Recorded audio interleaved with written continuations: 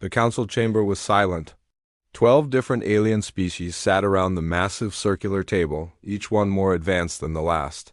The Hegemony Council had ruled this part of the galaxy for over 3,000 years. They had destroyed countless worlds and wiped out hundreds of species. But today was different. High Commander Zexthal raised his 4 arms and spoke in a voice that echoed through the chamber. His species, the Krillians, had gray skin like stone and eyes that glowed red in the dark. "We have found them," he said. "The humans," a low growl came from across the table. General Vorthak of the Saurian Empire showed his sharp teeth. His people looked like giant lizards that walked on 2 legs. "These creatures are dangerous," he said. "Our scouts have watched them for months. They fight each other constantly. They destroy their own planet. They are violent beyond measure." The other council members nodded. Each species had sent their best spies to watch the small blue planet called Earth. What they saw made them afraid. Dr. Melkira, a tall being with pale blue skin and 6 eyes, stood up. Her people, the Xanathi, were known for their intelligence. "The humans are still primitive," she said.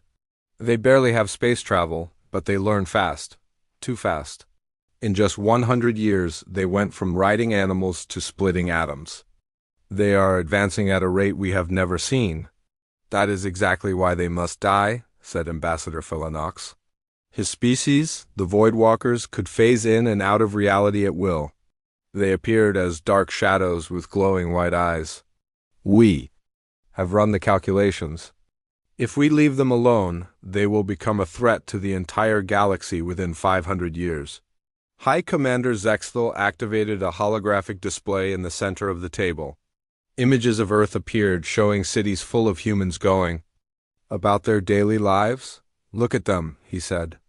"They have no idea we exist. They think they are alone in the universe. They are weak now, but they will not stay weak." The display changed to show human soldiers in battle. The council watched as humans fought with weapons that could level entire cities. They saw massive wars that killed millions. They saw humans never giving up, even when facing certain death. "They do not surrender," said General Vorthak. "Even when they are outnumbered 10 to 1, they keep fighting. This is not normal behavior. Most species know when to give up. Humans do not." Captain Tisara of the Serpentine Fleet hissed through her forked tongue. Her people looked like giant snakes with arms. "Our psychological experts have studied them," she said. "Humans become more dangerous when they are threatened. When you corner them, they do not run. They attack with everything they have." The display showed more images. Humans in spacesuits working on primitive space stations. Human scientists discovering new technologies. Human explorers pushing into dangerous territories. "They are curious," said Dr. Melkira. "Dangerously curious. They explore everything. They question everything. They never stop learning. This makes them unpredictable." High Commander Zexthal turned off the display. "The vote is simple," he said. "Do we allow this species to continue growing, or do we remove the threat before it becomes too large to handle?" The chamber fell silent again. Each council member knew what this meant. The Hegemony had a rule: any species that could threaten their power must be destroyed. They had followed this rule for thousands of years. It had kept the galaxy peaceful and under their control, but this felt different. The humans had done nothing to provoke them. They did not even know the Hegemony existed. This would be pure murder on a scale never seen before. "How many live on their planet?" asked Elder Quintal of the Crystal Hierarchy. His people were made of living crystal and rarely spoke. 12 billion, answered Dr. Melkira. "Men, women, and children. They have spread across their entire world." "All of them?" asked Captain Tisara. "All of them," confirmed High Commander Zexthal. "A complete cleansing, no survivors, no witnesses. The galaxy must never know what humans could have become." The vote was called. One by one, each species raised their hand, tentacle, or claw. The Krillians voted yes. The Saurians voted yes. The Xanathi voted yes. Every single member of the council agreed humanity would die. The planning took 3 weeks. The hegemony brought together the largest fleet in their history. 5,000 warships from 12 different species. Each ship carried weapons that could crack planets in half. The humans would have no chance to fight back. The attack would come in waves. First, they would destroy all human satellites and space stations. This would cut off their communications and leave them blind. Second, they would target all major cities with orbital bombardment. Third, they would release biological weapons. That would kill any survivors. Finally, they would send ground forces to hunt down anyone still alive. Admiral Kexmar of the Krillian Navy was put in charge of the operation. He was old, even for his species, and had destroyed over 50 worlds in his career. "This will be quick," he told his officers. "The humans cannot fight what they cannot see." The fleet moved into position around Earth's solar system. They stayed hidden behind the planet's moon and in the shadow of other planets. Advanced cloaking technology made them invisible to human sensors. On Earth, humans went about their normal lives. Children played in parks. Adults worked in offices and factories. Scientists studied the stars, dreaming of the day they might find other intelligent life. None of them knew that death was waiting in the darkness above their heads. The attack began at exactly midnight, Greenwich Mean Time. The first wave of ships decloaked and opened fire on everything in Earth's orbit. The International Space Station vanished in a ball of fire. Communication satellites were turned to dust. The humans' primitive space defenses were destroyed before they could even respond. On the surface, people looked up at the night sky and saw flashes of light. Some thought they were meteors. Others thought they were fireworks. The truth was much worse. The second wave began 10 minutes later. Massive energy beams struck the Earth's surface. New York City was the first to die. The entire island of Manhattan was turned to glass in seconds. London followed. Then Tokyo, Moscow, Beijing, and every other major city on the planet. Humans finally realized what was happening, but it was too late. Their militaries tried to fight back, but their weapons were useless against alien shields. Fighter jets were swatted out of the sky like insects. Nuclear missiles were intercepted. Before they could reach their targets, the biological weapons came next. Alien ships sprayed invisible death across the planet. The plague was designed specifically to kill humans. It spread through the air, through water, through touch. Within hours, entire continents were dying, but the worst part was still to come. The ground forces landed in the third week. Alien soldiers began hunting for survivors. They had orders to kill every human they found, no matter how young or old. The hunt was systematic and thorough. Some humans tried to hide in underground bunkers. The aliens dug them out. Others fled to remote forests and mountains. The aliens tracked them down with advanced sensors. A few tried to fight back with primitive weapons. They were slaughtered without mercy. Sarah Chun was a marine biologist working at a deep-sea research station when the attack began. She was 2 miles underwater when the world above burned. Her team of 12 researchers watched in horror as their communications went dead. When they finally surfaced, they found nothing but ash and ruins. Marcus Kane was a retired general living in a cabin in the Rocky Mountains. He had fought in 3 wars and thought he had seen everything. But nothing prepared him for the sight of alien ships hunting humans like animals. He gathered 20 survivors and led them deeper into the mountains, using caves and abandoned mines to stay hidden. Dr. James Morrison was working in Antarctica when the biological weapons struck. The remote research base was forgotten by the aliens, and the extreme cold seemed to slow the plague. He and his team of scientists managed to seal themselves in their laboratory and wait for the death outside to pass. These were just a few of the humans who survived the first 6 months. Out of 12 billion people, fewer than 50,000 remained alive. They were scattered across the planet, hiding in places too remote or too deep for the aliens to easily find. The hegemony declared victory. Admiral Kexmar sent a message to the Council. The human threat has been eliminated. Earth is cleansed. We suffered 0 casualties. High Commander Zexthal was pleased. Mark their system as forbiddance, he ordered. No one is to go near that planet for 1,000 years. Let it heal from the damage we have done." The alien fleet departed, leaving Earth as a graveyard. The planet's blue oceans were poisoned, its green forests were burned, its great cities were nothing but radioactive craters. From space it looked like a dead world, but deep in the ocean trenches, in hidden mountain caves, and in forgotten research stations, something survived. The humans who remained were changed by what they had witnessed. They had seen their entire species nearly wiped out. They had watched their children murdered. They had lost everything they ever loved, and they remembered every single moment of it. The aliens thought they had killed a dangerous species before it could become a threat. They thought they had prevented a war by striking first. They thought they had made the galaxy safer. They were wrong about everything. What they had actually done was create exactly what they feared most. They had taken a species that might have been peaceful and turned it into something that would never forgive, never forget, and never stop hunting. The surviving humans did not know it yet, but they were about to become the very monster the aliens had tried to prevent. And when they finally emerged from their hiding places, the galaxy would learn what true terror looked like. The purge was over. The real war was about to begin. 15 years had passed since the day the sky burned. The world above ground was still a wasteland of ash and poison.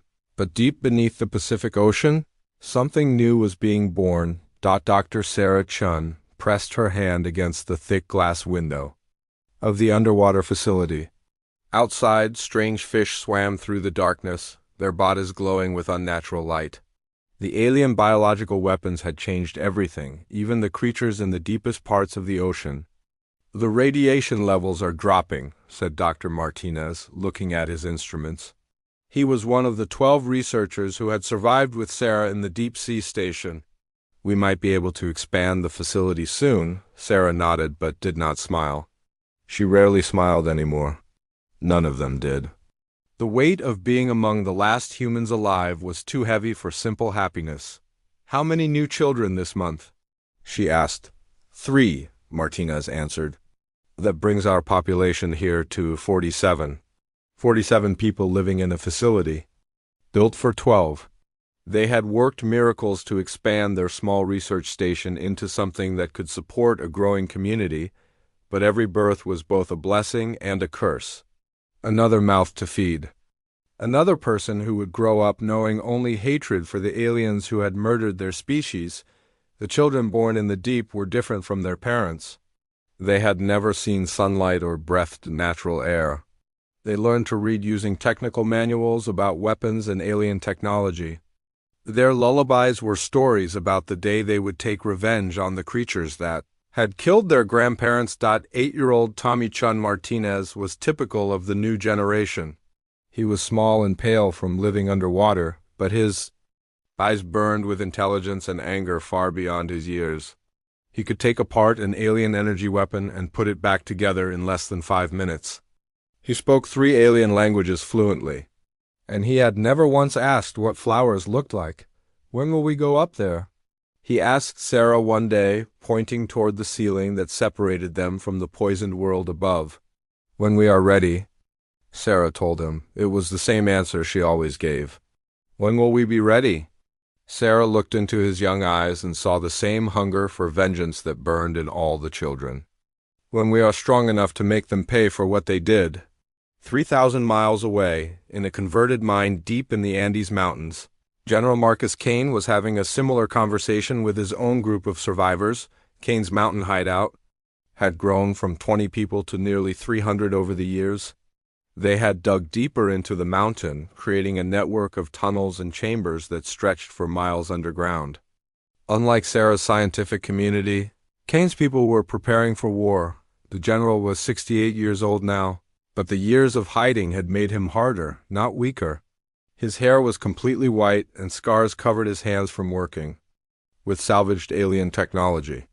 But his mind was as sharp as ever, and his hatred for the aliens burned like a furnace in his chest. "Show me the new weapons," he said to his chief engineer, a woman named Lisa Park, who had been a software designer before the attack, Park led him to a workshop carved out of solid rock. Tables covered with alien devices filled the space. Humans, in dirty overalls, worked with tools they had built themselves, slowly taking apart the weapons their enemies had left behind. "We have made progress with their energy rifles," Park said, picking up a sleek alien weapon. "We can build copies now, but they are not as powerful as the originals. We are missing some key materials." Kane examined the weapon. It was lighter than any human gun, and it could fire bolts of pure energy that could cut through steel, but Park was right. Their copies were weaker than the alien versions. "What about the shields?" he asked. "Still working on those," Park admitted. "The technology is more complex than their weapons. But we have learned something interesting. Each alien species uses different shield frequencies. If we can identify which species we are fighting, we can adjust our weapons to penetrate their defenses." Kane smiled grimly. It was the first good news he had heard in months. "How many species attacked us?" 12 different types, based on the technology we have found. The Krillians seem to be the leaders. The Saurians provide most of the ground forces, the others have specialized roles." The general nodded. He had been studying the aliens for 15 years, learning everything he could about their weapons, their tactics, and their weaknesses. His people had become experts at salvaging alien technology from the battlefields above ground. They had learned to identify different species by their equipment.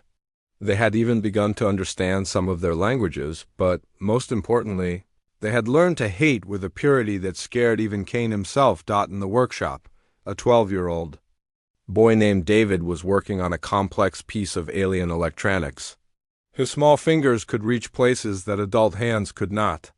His young eyes could see details that older people missed, and his mind absorbed technical knowledge like a sponge.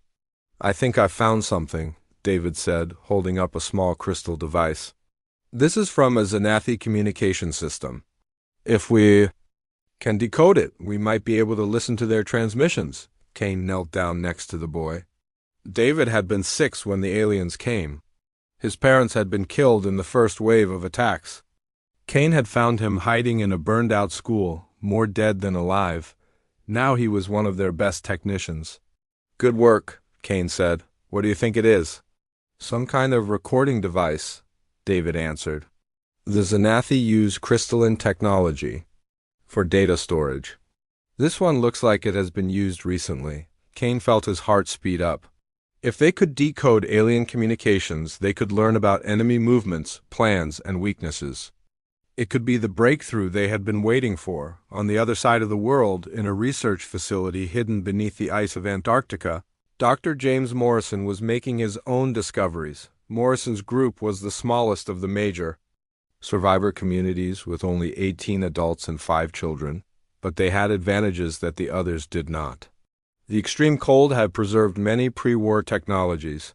The isolation had kept them safe from alien hunting parties. And Morrison himself was a genius in multiple fields of science. "The biological weapon has interesting properties," Morrison said to his assistant, Dr. Emma Foster. They were looking at samples of the alien plague under a microscope. "It was designed specifically to kill humans, but it also adapts to environmental conditions." "What do you mean?" Foster asked. "It becomes less effective in extreme cold," Morrison explained. "That is why we survived here. But more importantly, it leaves genetic markers in everything it touches. We might be able to use those markers to create a weapon that only affects the aliens." Foster looked shocked. "You mean we could create our own biological weapon?" "Possibly," Morrison said. "But we would need samples of alien DNA to test it properly, and we would need to be very careful. If we make a mistake, we could kill ourselves instead." The idea was terrifying and exciting at the same time. For 15 years, the survivors had been on the defensive, hiding and hoping the aliens would not find them. But Morrison was talking about taking the fight to the enemy. The 3 main survivor communities had been in contact with each other for years, using hidden radio transmissions and coded messages. They had also found dozens of smaller groups scattered around the world. In total, fewer than 200,000 humans remained alive on Earth. But those 200,000 were not the same species that had lived on the planet before the attack. They were something new, something harder, something that had been forged in the fire of genocide and tempered by years of hatred. The children, especially, were different. They had never known peace. They had never played games that were not about fighting aliens. They had never dreamed dreams that did not involve revenge. They were being raised as living weapons, and they were very good at it. Sarah's underwater facility had become a center for developing new technologies.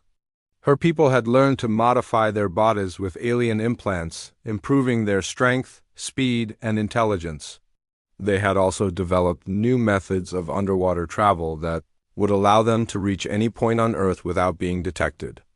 Kane's mountain fortress had become a military academy. His people had mastered alien weapons and tactics. They had trained armies of guerrilla fighters who could move through the ruins of the surface world like ghosts. They had also begun expanding into other mountain ranges, creating a network of hidden bases. Morrison's ice laboratory had become a biological warfare center.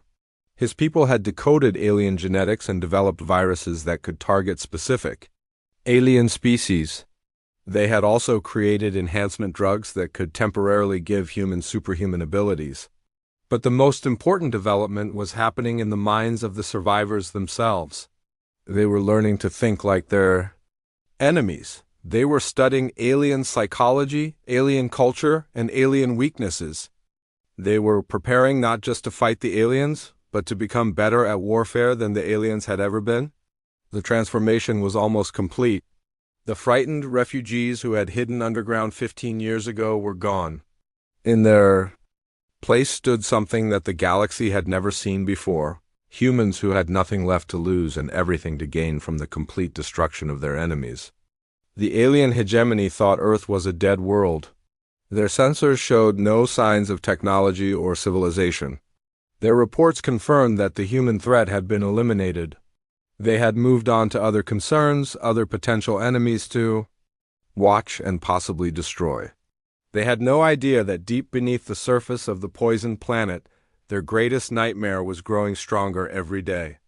The humans were not just surviving, they were evolving. They were becoming something that would make the old stories about human violence look like children's fairy tales. And they were almost ready to emerge from their underground world.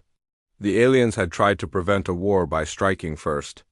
Instead, they had guaranteed that when the war finally came, it would be unlike anything the galaxy had ever seen. The humans would not be fighting for territory or resources or political power. They would be fighting for the complete and total extinction of every species that had voted for their destruction. The underground years were ending. The age of human vengeance was about to begin. The attack came without warning on 12 different worlds at the exact same moment. Hi. Commander Zexthal was in his private chambers on the Krillian homeworld when the emergency alarms began screaming. He rushed to his command center, his forearms reaching for weapons that were not there. What he saw on the screens made his blood turn cold. "Report," he shouted at his officers. "Multiple colonies under attack, sir," said Captain Mordix, his voice shaking. "Kepler 438b, Gliese 667, CHD 40307G, and 9 others. All simultaneously. What species is attacking us?" Zexthal demanded. "Unknown, sir. The ships appear and disappear at will. Our sensors cannot get a clear reading. They seem to be using some kind of advanced cloaking technology." Zexthal stared at the tactical display. Red warning lights flashed across a dozen star systems. "Show me the footage from Kepler 438b." The main screen changed to show a recording from the colony world. At first, everything looked normal. Krillian. Colonists were going about their daily business in the crystal cities they had built. Then, without any warning, ships appeared in the sky, but these were not like any ships Zexthal had ever seen. They were sleek and black, shaped like predators from a nightmare.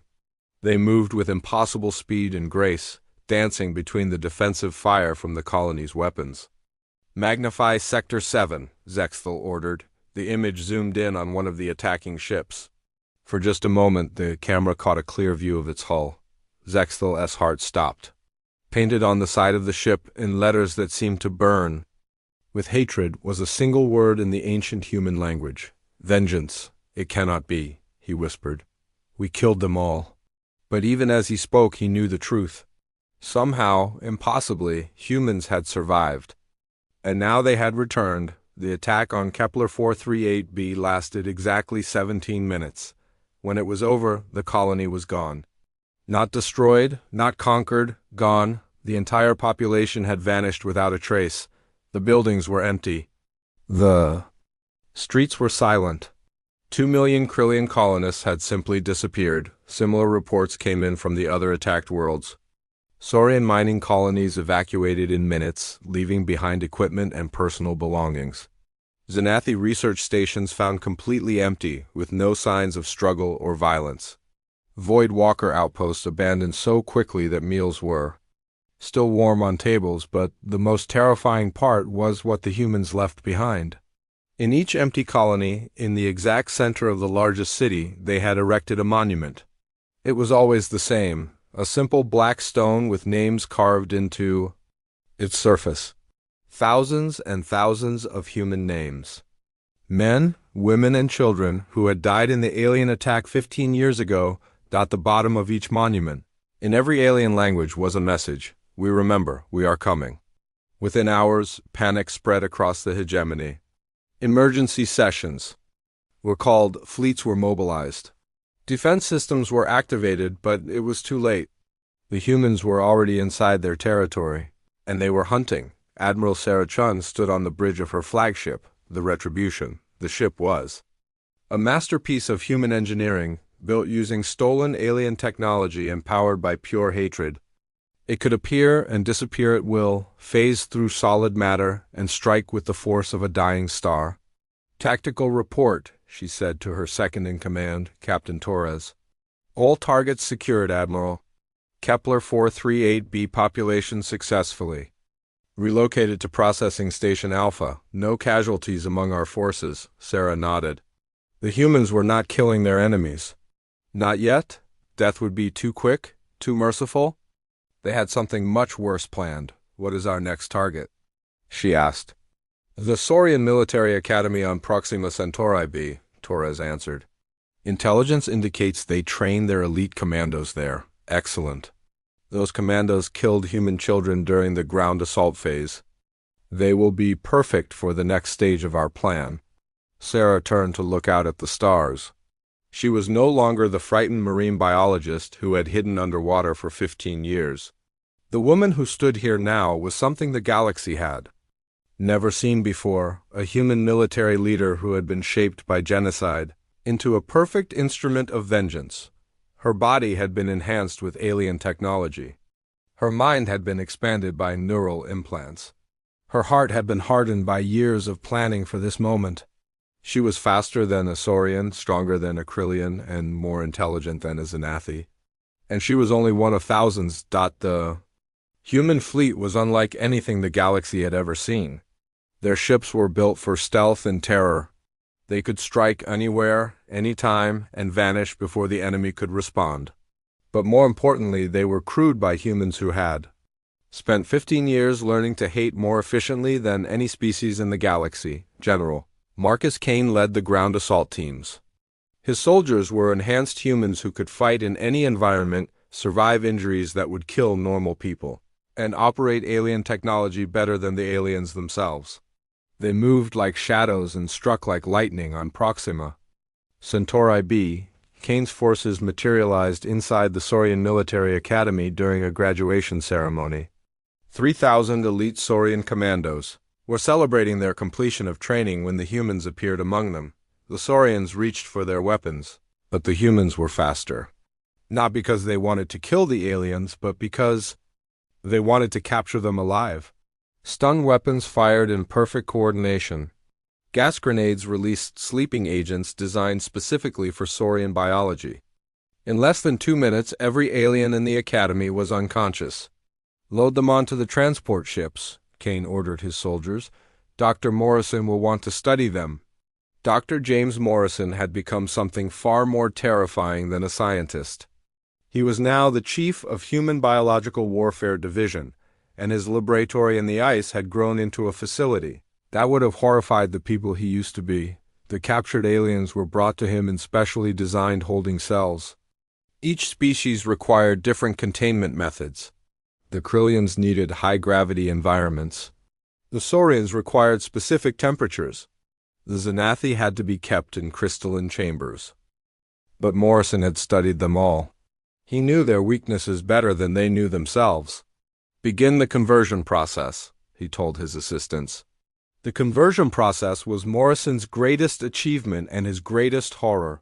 Using a combination of alien biotechnology, human psychology, and pure scientific genius, he had developed a way to reprogram alien minds. The process did not kill the subjects.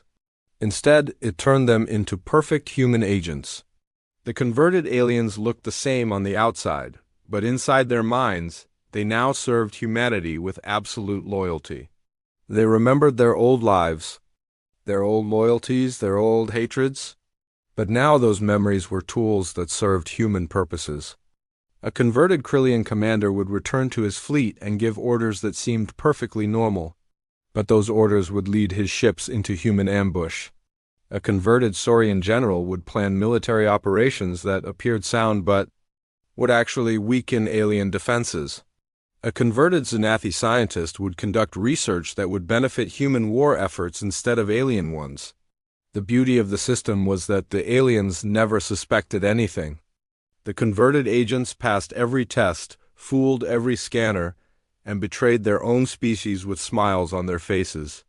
Within 6 months of the first attack, the hegemony was in chaos. Colonies were disappearing. Military units were being ambushed by enemies who seemed to know their every move. Supply lines were being disrupted by sabotage that came from within their own ranks. High Commander Zexthal called an emergency meeting of the Hegemony Council. For the first time in 15 years, all 12 species gathered in the same chamber. But the mood was very different from their last meeting. "We are under attack by an enemy we created," Zexthal said, his voice heavy with fear.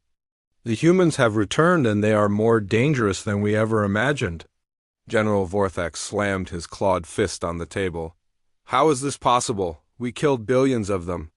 We destroyed their entire civilization."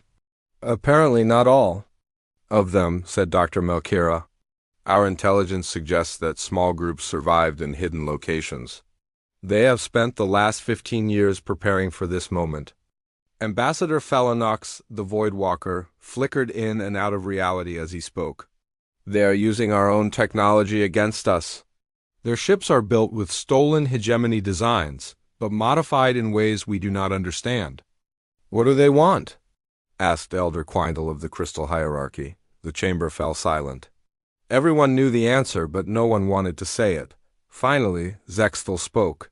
"They want what we tried to give them, complete extinction. But this time they want to be the ones giving it." Captain Tessara of the Serpentine Fleet hissed angrily. "We should mobilize the entire Hegemony fleet, crush them before they can grow stronger." "With what ships?" asked General Vorthak. "Hafar. Fleets have been destroyed or gone missing. The other half cannot find targets to fight. These humans appear and disappear like ghosts." "Then we negotiate," said Dr. Melkira. "We offer them reparations, territory, whatever they want." Zexthal activated the holographic display. Instead of showing star charts or tactical information, it showed a message that had been broadcast to every hegemony world that morning. The image was of a human woman in a military uniform. She looked young, but her eyes were ancient with hatred. When she spoke, her voice was calm and cold. "People of the hegemony," she said. "I am Admiral Sarah Chun of the Human Liberation Fleet. 15 years ago, you attempted to commit genocide against my species. You killed 12 billion innocent people, including children who had never harmed anyone." The image changed to show footage from the original attack. Alien ships bombing. Human cities, human children running in terror. Families torn apart by alien weapons. "You did this because you were afraid of what we might become," the woman continued. "You were right to be afraid. We have become exactly what you feared. We are your executioners, and we are coming for all of you. The message ended with coordinates and a time. What are those coordinates? Asked Ambassador Felinox. Zexthel checked his star charts. His face went pale. The hegemony capital system. And the time is in 3 days. The council members looked at each other in terror. The humans were not hiding anymore. They were announcing their next target openly, daring the entire hegemony to try to stop them. How many ships do we have left? Asked General Vorthok. 8,000 combat vessels across all 12 fleets, Captain Tisauer reported, plus defensive stations and planetary shields. And how many ships do the humans have? Unknown.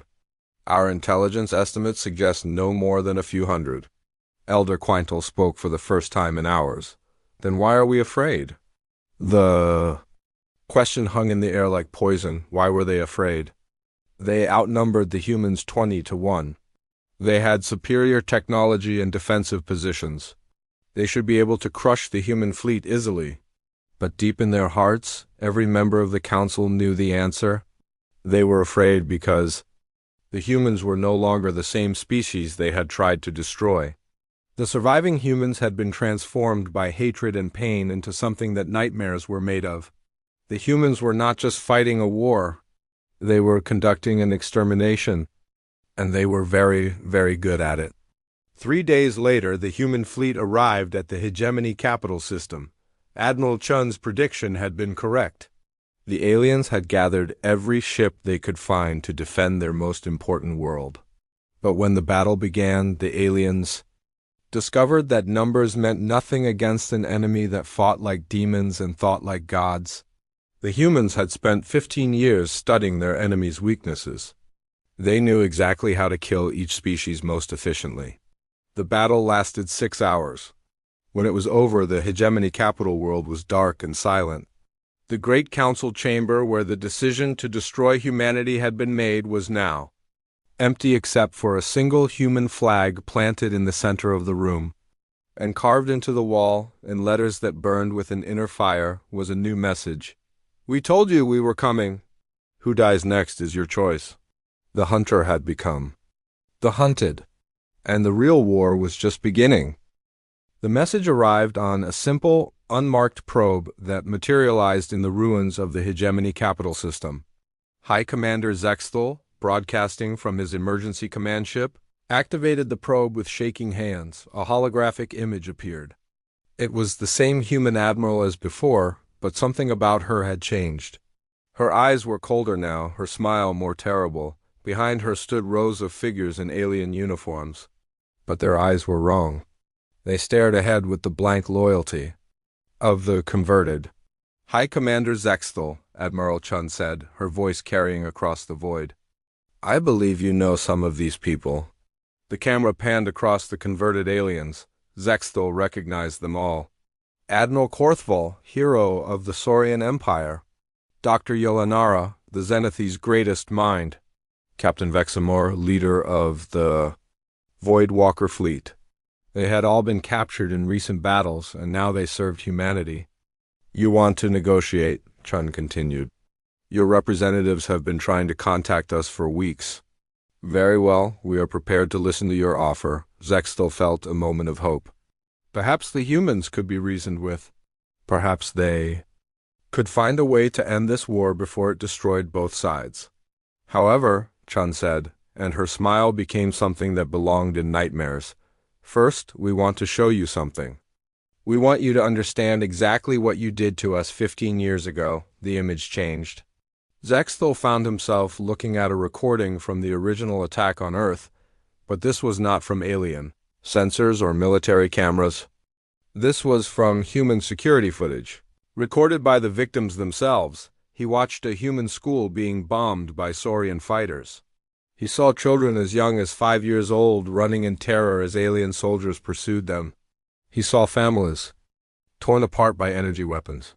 He saw humans begging for mercy that never came, but the worst part was the audio, the screams, the crying, the last words of parents trying to protect their children.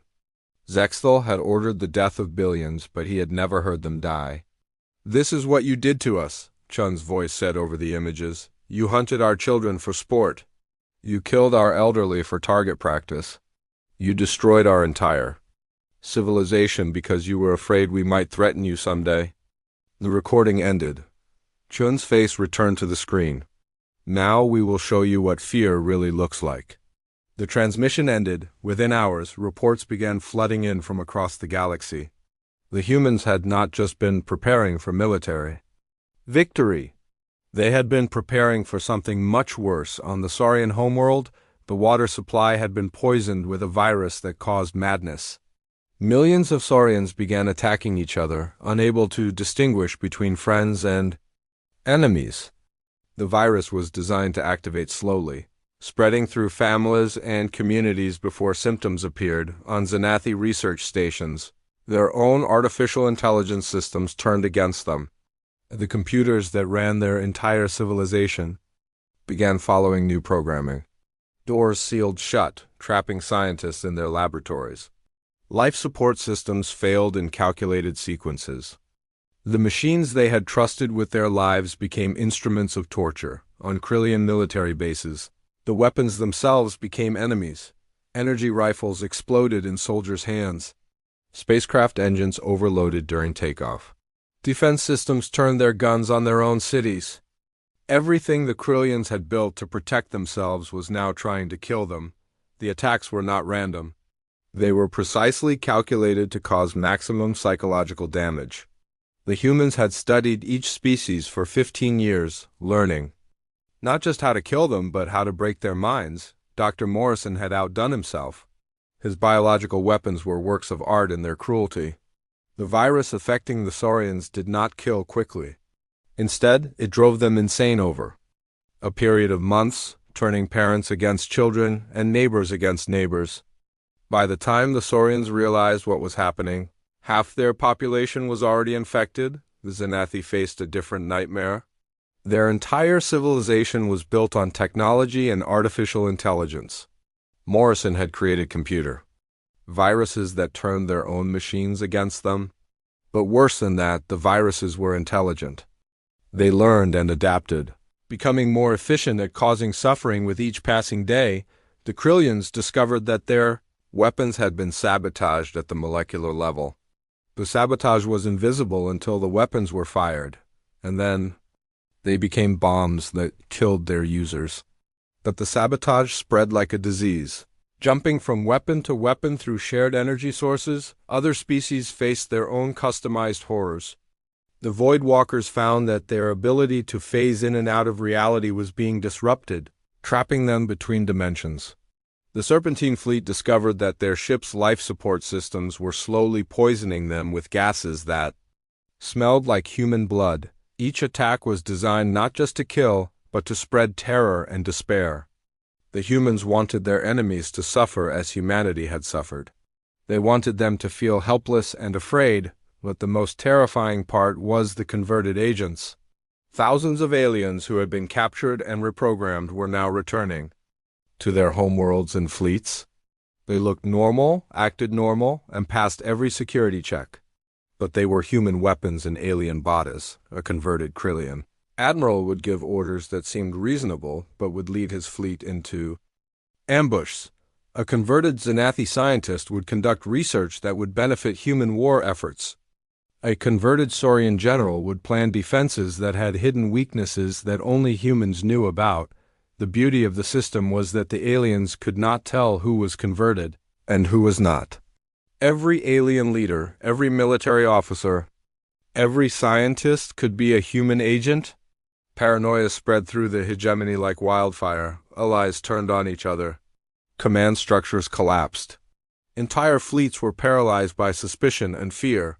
High Commander Zexthal tried desperately to maintain order, but it was hopeless. The humans had turned the hegemony's greatest strength into its greatest weakness. Their unity and trust had become weapons that could be used against them. 3 months after the attacks began, Zexthal received another message from Admiral Chun. This time, she was standing in what appeared to be a vast facility filled with alien prisoners. Millions of them, from every species in the hegemony. You wanted to negotiate, Chun said. Here are our terms. Complete and total surrender of all hegemony forces.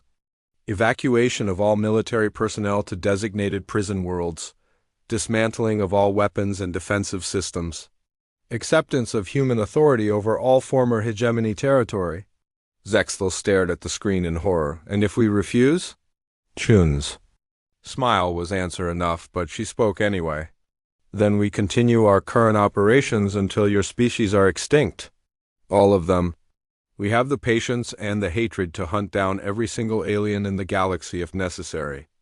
You are talking about genocide, Zexthel said. Yes, Chun replied simply. Exactly what you tried to do to us. The only difference is that we will be more efficient at it. Behind Chun, the alien prisoners stood in perfect rows, but something was wrong with them. Their eyes were blank, their movements mechanical. They had all been converted. These prisoners volunteered to serve humanity, Chun explained. They understand now that resistance is futile. They have found peace and surrender. Zexthel knew. It was a lie. The humans had broken their minds, turned them into puppets. But the message was clear. This was the fate awaiting every alien in the galaxy. We need time to consider your offer, Zexthel said. You have 24 hours, Chun replied. After that, we begin the final phase of our operations. The transmission ended, leaving Zexthel alone with his fear. He called an emergency meeting of what remained of the Hegemony Council. Only 6 of the original 12 species still had governments capable of making decisions. The others had collapsed into chaos or been completely conquered by human forces. We cannot win this war, said Dr. Melkira. Her people, the Xanathi, had suffered terribly from the computer viruses. Half of their research stations had been destroyed by their own machines. The humans are too advanced, too ruthless, too prepared. They are monsters, growled General Vorthek. The Saurian Empire was tearing itself apart as the madness virus spread. They have become everything we feared they would become. Because we made them that way, Elder Quintal said quietly. We turned them into monsters when we tried to destroy them. Ambassador Phalanox flickered in and out of reality, his people's dimensional abilities still being disrupted by human technology. What choice do we have? If we surrender, they will enslave us all. If we fight, they will exterminate us. At least fighting gives us a chance, Captain Tisara said. But her voice lacked conviction. The Serpentine fleet had been reduced to a handful of ships. Zexthel looked around the table at the representatives of the species that had once ruled the galaxy. They were broken, terrified, defeated. The humans had accomplished in months what the hegemony had thought impossible. They had brought the greatest military alliance in galactic history to its knees. There is a third option, he said finally. The others looked at him with hope and desperation. We could try to reason with them. Show them that we are not all monsters. Appeal to whatever humanity they have left. The chamber fell silent. Everyone knew it was their only chance, but everyone also knew it was probably hopeless. The humans had been transformed by hatred and pain into something that might no longer be capable of mercy, but they had to try. Zexthel sent a message to Admiral Chun, requesting a face-to-face meeting. To his surprise, she agreed.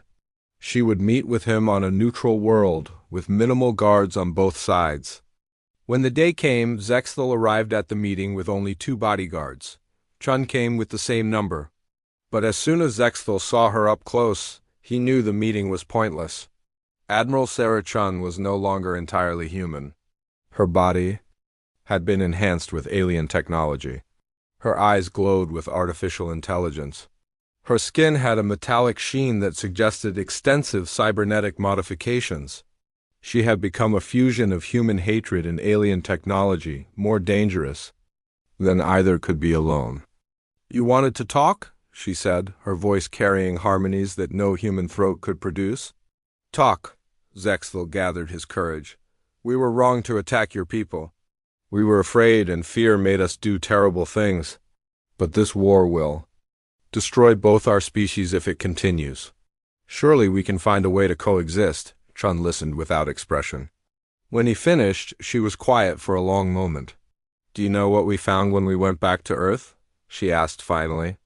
Zexthel shook his head. Mass graves, billions of them. Children's toys melted by your energy weapons. Schools that had been bombed while classes were in session. Hospitals that you targeted specifically because they were full of injured civilians. Chun's voice remained calm, but her eyes began to glow brighter. You did not just try to kill us. You tried to erase us. You wanted to make sure that no trace of humanity remained in the universe. You hunted down families and executed them for the crime of existing. She stood up, and Zexthel could see that she was no longer entirely organic. Parts of her body were clearly mechanical, fused with alien technology in ways that should have been impossible. Now you want to coexist? She said. Now you want peace, after you murdered our children? Chun reached into her uniform and pulled out a small device. She activated it, and holographic images filled the air between them. Images of human children being hunted by alien soldiers.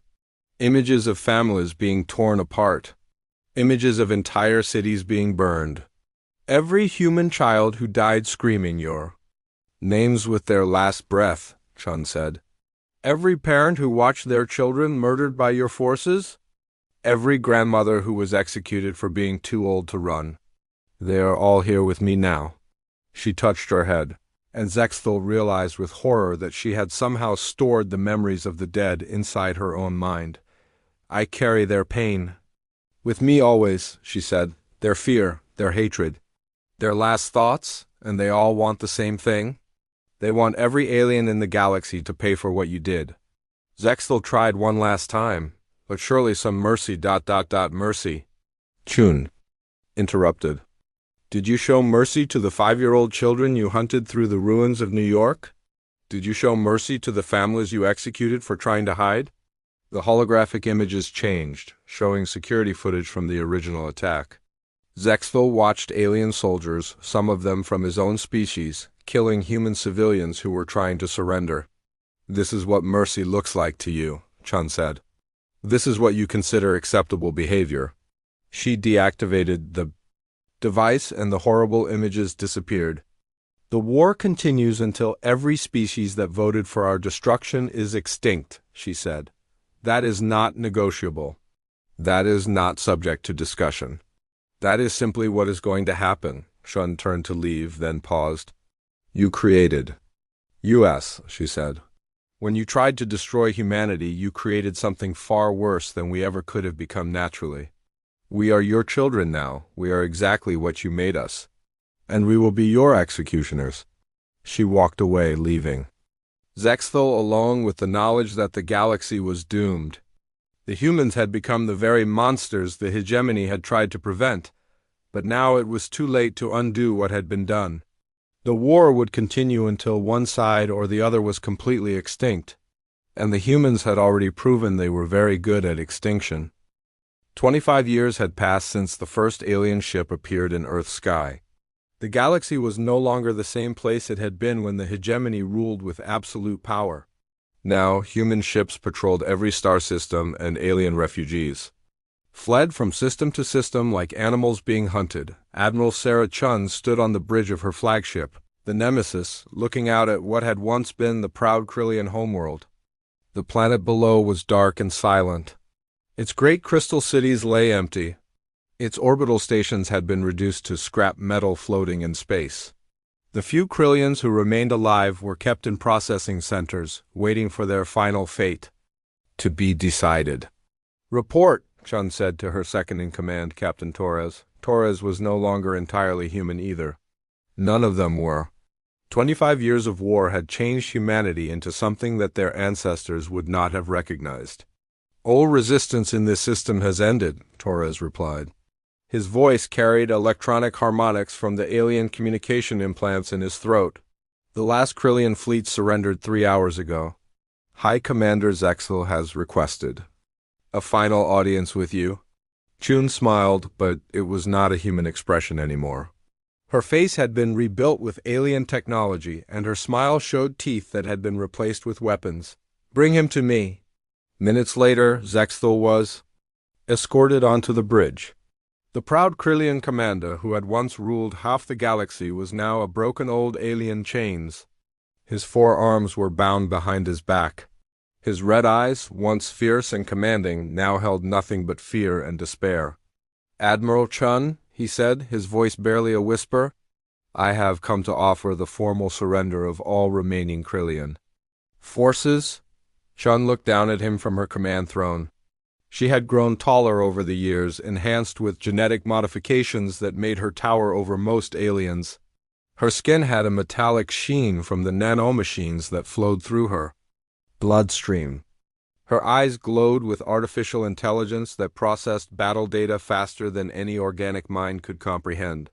"You are the last," she said. "The last military commander of the species that started this war." Zexthel nodded miserably. "My people are defeated. We have no more ships, no more weapons, no more worlds. We surrender completely and unconditionally." "You remember what you said 25 years ago?" Chun asked. "When you voted to exterminate my species?" Zexthel was quiet for a long moment. "We said that humans were too dangerous to be allowed to live. We said that you would become a threat to the entire galaxy if you were allowed to survive. And were you wrong?" Zexthel looked around the bridge of the Nemesis. Human officers worked at stations built from the combined technology of 12 different alien species. Weapons that could destroy entire star systems were controlled by enhanced humans whose minds had been expanded beyond all natural limits. The ship itself was a fusion of human engineering and alien science that was more powerful than anything the galaxy had ever seen. "No," Zexthel admitted. "We were right. You have become exactly what we feared." Chun laughed, and the sound was like breaking glass mixed with electronic static. "But here's what you never understood. We were not dangerous when you found us. We were just animals playing with primitive technology. We might have remained peaceful for centuries, maybe forever." She stood up from her throne and walked over to where Zexthel knelt in chains. "You made us dangerous. When you murdered our children, you created the very monster you were trying to prevent. Every innovation in warfare, every advancement in killing technology, every breakthrough in the science of destruction, we developed all of it because you forced us to." Chun gestured to the screens around the bridge, which showed the current state of the galaxy. Human fleets patrolled every inhabited system. Alien populations lived in designated refugee camps. The great civilizations that had once ruled the stars were reduced to scattered survivors begging for food and shelter. "Look what you accomplished," she said. "You tried to commit genocide to prevent a war, and instead you guaranteed that when the war came, it would be total. You tried to eliminate a threat, and instead you created the greatest threat the galaxy has ever known." Captain Torres approached with a datapad. "Admiral, we have the final casualty reports from the campaign." Chun took the pad and read the numbers. Krillian population before the war, 47 billion. Krillian population now, 3 million. Reduction, 99.94%. She handed the pad back to Torres. "Very efficient." "What about the other species?" "Similar results across the board," Torres reported. "The Saurian Empire is down to 2 million survivors. The Xanathi Collective has fewer than 1 million remaining. The Void Walkers are extinct as of last week. The Serpentine fleet has been completely eliminated." Zexthel listened to the numbers with growing horror. Billions of lives reduced to statistics. Entire civilizations wiped out with casual efficiency. "You have become everything we said you would become," he whispered. "You are the destroyers of worlds. You are the end of civilizations. You are death itself." "Yes," Chun agreed. "We are. And you made us this way." She walked back to her command throne and sat down. The chair was made from the bones of alien creatures, a reminder of the price of crossing humanity.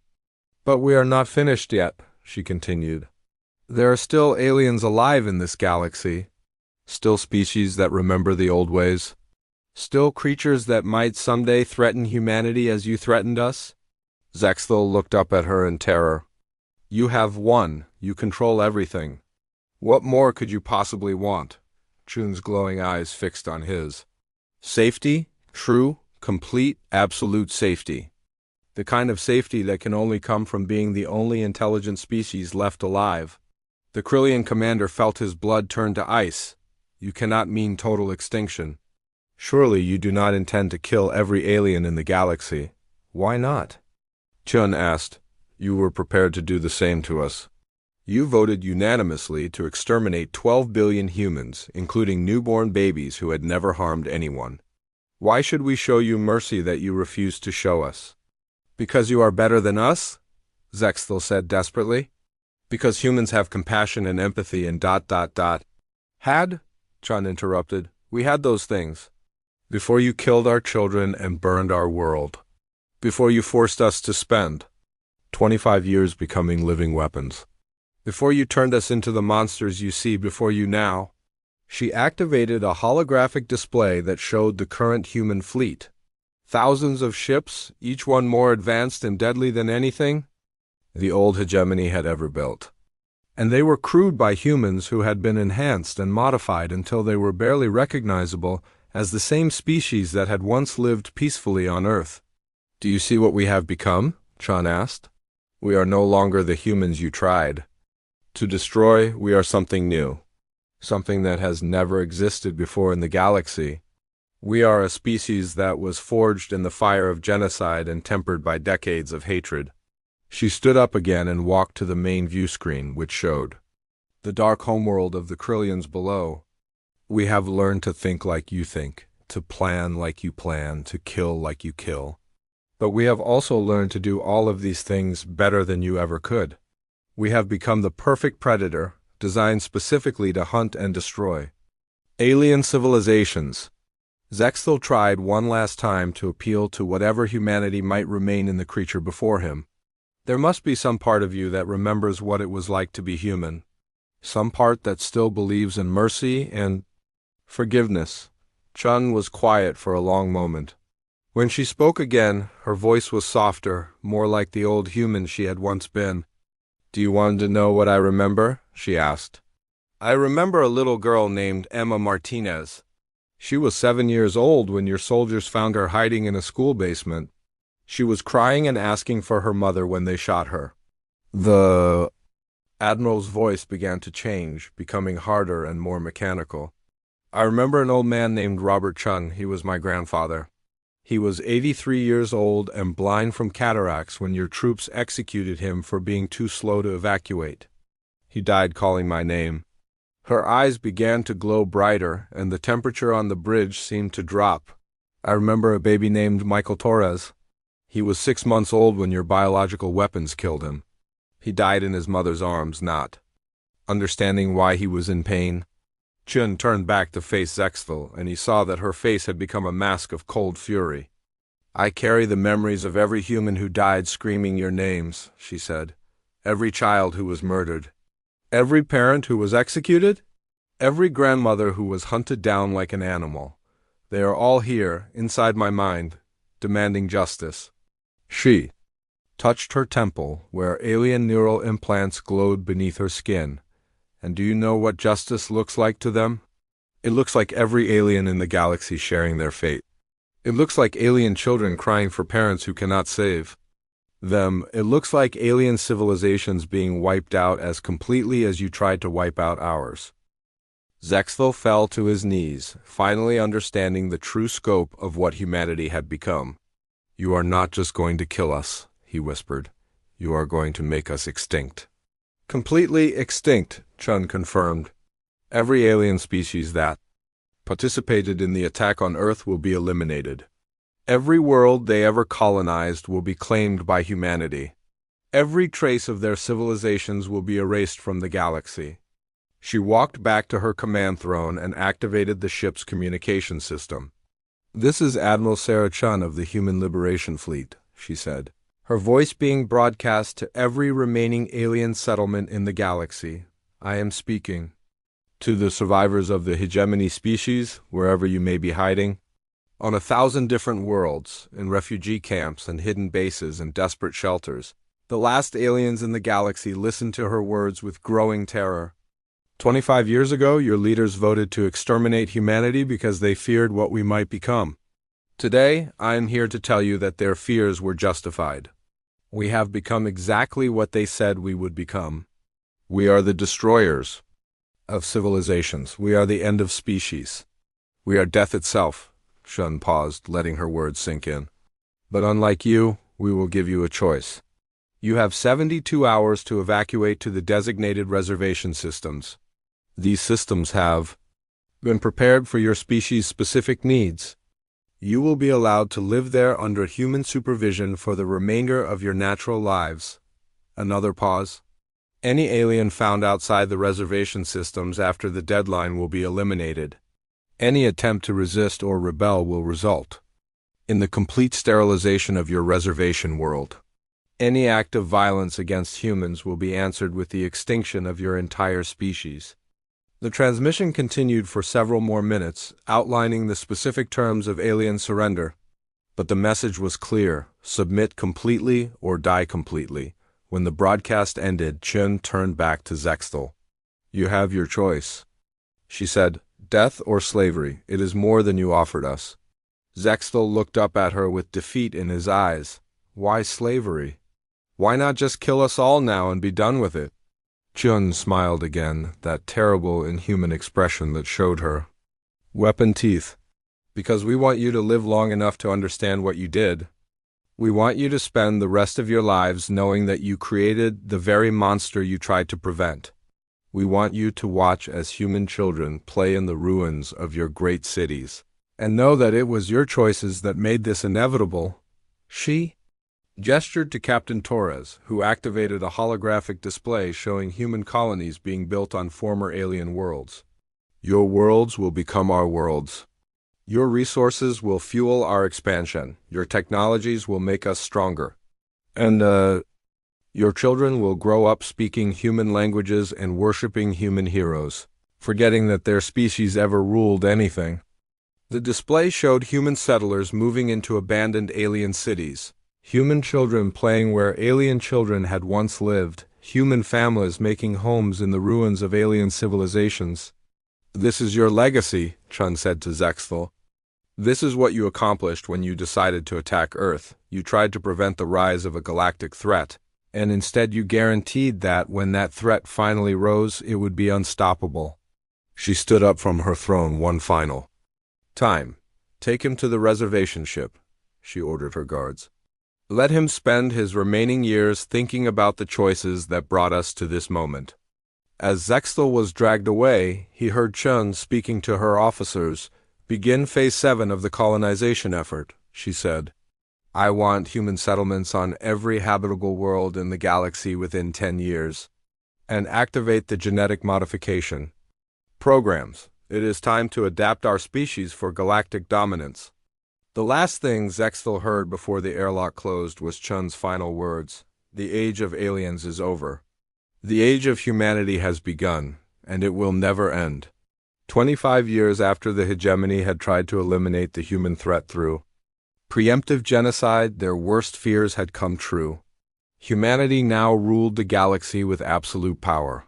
But they had not become the threat the aliens had feared they might become. They had become something far worse. They had become the monster that genocide creates when it fails to kill its target completely. They had become the perfect predator, designed by pain and hatred to hunt civilizations to extinction. They had become the ending of the age of aliens and the beginning of the age of man, and it was exactly what their enemies had made them become. The galaxy belonged to humanity now. All of it, forever. In the deep places where human children learned their history, they were taught a simple lesson. This is what happens to species that try to kill us. This is what happens to aliens who threaten human children. This is why we must never allow another species to grow strong enough to challenge us. The cycle was complete. The hunters had become the hunted. The threatened had become the threat. The victims had become the monsters, and the galaxy would never be the same again. The massive warship known as the Dominion cut through the darkness of space like a knife. It was the pride of the Galactic Union, a vessel so advanced and powerful that its mere presence could end wars before they began.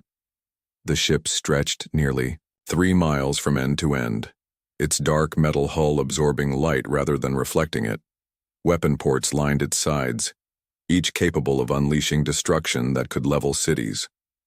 Commander Dex stood on the bridge, his four eyes scanning the holographic displays that surrounded him. His gray skin wrinkled around his mouth as he frowned at the small blue planet ahead. Such an unremarkable world, he muttered. Hard to believe the Council considers it a threat. Don't underestimate them, Commander, said his second-in-command, Officer Wren. Intelligence reports suggest these humans are unpredictable. Dex waved a dismissive hand. They haven't even colonized their own moon properly. Their technology is primitive. We could conquer them with 1/10 of our fleet. Then why send the Dominion? Asked Wren, her voice low enough that only Dex could hear. The commander didn't answer. That question had bothered him since they received their orders. The Dominion wasn't just any warship.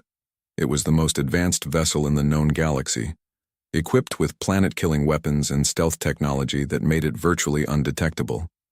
Using it to monitor a pre-galactic civilization seemed like swatting a fly with a supernova. Begin scanning procedures, Dex ordered, pushing his doubts aside. I want complete data on their military capabilities, communication systems, and power grids. The crew moved with practiced efficiency, their hands dancing over control panels as the mighty ship slipped into Earth's orbit. The Dominion's cloaking, shield activated, bending light around its massive form to keep it hidden from Earth's primitive detection systems. Sir, called the sensor officer, I'm detecting unusual energy readings from the surface. Dex moved to the officer's station. What kind of readings? Unknown, sir. They don't match anything in our database. The commander's upper eyes narrowed. Impossible. Our database contains technology from every known civilization. Nevertheless, sir, these readings are... The officer stopped mid-sentence, his face showing confusion. They're gone now. Location? Multiple points across the planet, but heaviest concentration was here. The officer highlighted a region on the holographic globe of Earth, a landmass they call North America. Dex studied the map. Continue scans. I want to know what that was. Hours passed as the Dominion circled the planet, gathering information. Everything seemed normal. Primitive satellites, basic radio communications, nothing that should concern the most powerful civilization in the galaxy. Commander, Wren said, approaching his command chair. May I speak freely? Dex nodded. Something doesn't feel right. This mission, why would the Council waste the Dominion's time on such a backward world? Before Dex could answer, alarms blared across the bridge. Sir, shouted the sensor officer, those energy readings are back but much stronger. They're everywhere. Dex jumped to his feet. Raise shields. Prepare weapons. Sir, the readings are changing. They're forming some kind of pattern around us. The ship shuddered slightly. What was that? Dex demanded. The engineer's voice came through the communication system, panic evident. Commander, something is interfering with our drive systems. The energy field is somehow resonating with our core. Impossible. Dex slammed his fist on the console. Nothing on this planet has technology capable of... The ship shuddered again, harder this time. Sir, the navigation officer called out, our position is becoming unstable. It's like space itself is folding around us. Dex's mind raced. This couldn't be happening. Not to the Dominion. Not because of humans. Emergency protocol. Send distress signal to Galactic Command. Tell them... The bridge lights flickered, then went dark. For a moment, there was only darkness and silence. When the emergency lights came on, Dex saw fear on every face of his crew. Status report, he demanded. Sir, we're nowhere. Explain. The navigation officer looked up, his face pale. Our sensors can't detect any stars, planets, or galaxies. It's like we've been removed from the universe. Admiral Wilson paced the length of the Galactic Council's emergency chamber, his boots clicking against the polished floor. Representatives from 17 advanced civilizations watched him nervously. The Dominion has been missing for 48 hours, Wilson said, his voice echoing in the vast room. Our most powerful warship with a crew of 5,000 has simply vanished. Murmurs spread through the alien delegates. How is this possible? Asked the delegate from Proxima, a tall being with translucent skin. The Dominion has the most advanced tracking systems in the galaxy. Not to mention weapons that could destroy entire continents, added another representative. Wilson stopped pacing and faced the council. The last transmission we received indicated they were in orbit around Earth conducting routine surveillance. Earth? The Centaurian delegate leaned forward, her scaled face showing disbelief. The primitive human world? They couldn't possibly have the technology to threaten the Dominion. Apparently, Wilson said grimly, our intelligence on Earth may have been incomplete. Silence fell over the chamber as the implication sank in. If humans possess technology capable of neutralizing our flagship, the Proximan delegate said slowly, we may be facing a greater threat than we realized. Wilson nodded. Which is why I've already dispatched investigator Jack Reed to Earth. If anyone can discover what happened to the Dominion, it's him. Jack Reed stared out the viewport of his small scout ship as Earth grew larger in his view. He was a human himself, or at least his ancestors had been, generations ago before they left Earth to join the stars. His family had served the Galactic Union for 3 centuries, and he'd earned his reputation as the Union's best investigator, through 20 years of solving the most difficult cases. But this one felt different, personal somehow. Computer, review mission parameters, he said. The ship's AI responded in a calm voice. Primary objective, determine the fate of the Galactic Union warship Dominion, last known position in Earth orbit.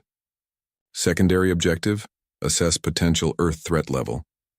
Jack ran a hand through his short brown hair. The Dominion wasn't just any ship.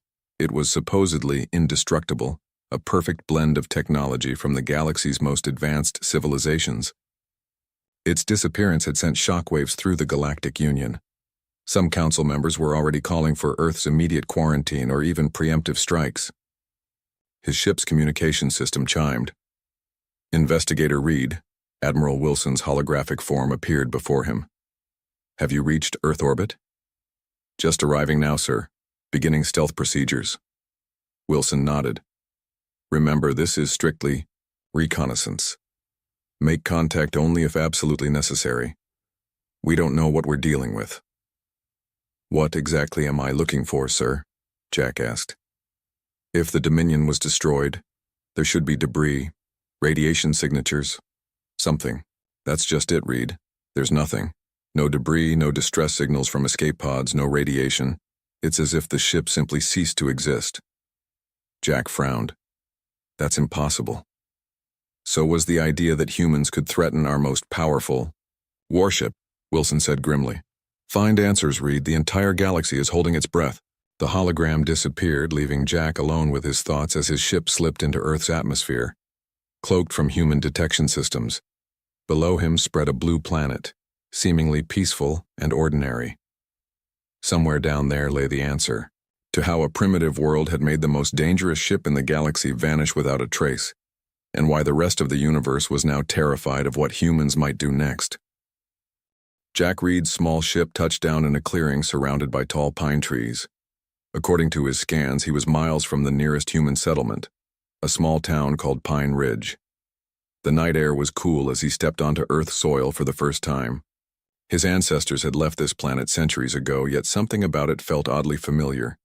The smell of the trees, the sound of wind rustling leaves, the distant call of some night animal, all of it stirred something deep in his genetic memory. Jack tapped his wrist device, activating the ship's cloaking system. The vessel shimmered briefly, then seemed to disappear into the darkness. His scanner indicated the last known coordinates of the Dominion had been directly above this region, before it vanished.